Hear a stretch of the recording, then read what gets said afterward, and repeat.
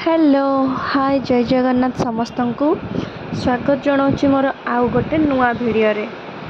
एटा actually 4-5 दिन before days रो video जेहेतु edit करने समय मिल नाला मु आज एडिट करके वीडियोटा पकेबी।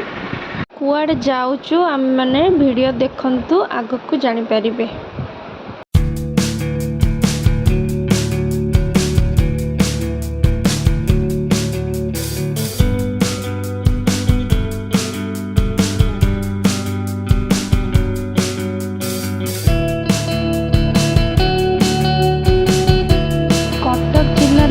ग्राम अच्छी बहु पुरातन शोभनेश्वर मंदिर 1200 ख्रीष्टाब्द गंगराज वैद्यनाथ यह निर्माण करथिले।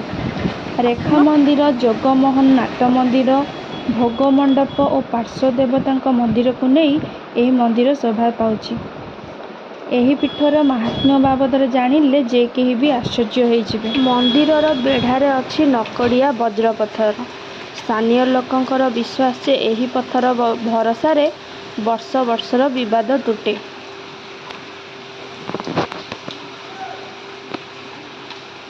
एटा होची से नकड़िया वज्र पत्थर।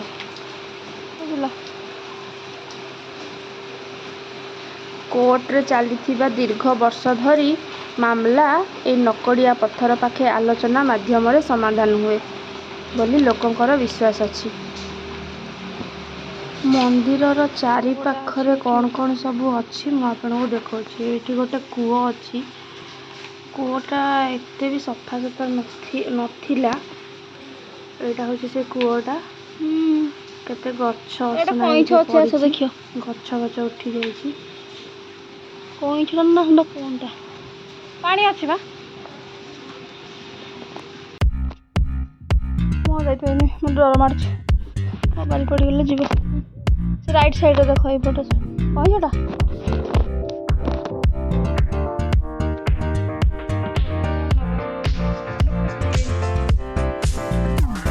ये कौन कहल ये जो एटा पथरिया जगह ना आम कूओ आम गाँव जो कूओ गुड़ाक तुम अल्प खोल पानी बाहर है किंतु एपट एरिया जो पथर एरिया ये पछपटा आस बुला पड़े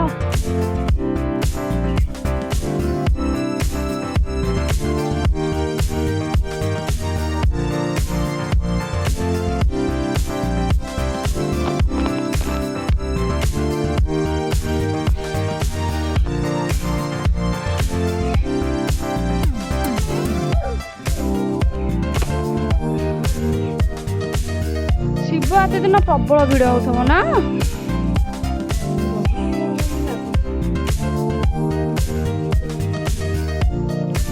पूरा कौन लेखा है कौन कहला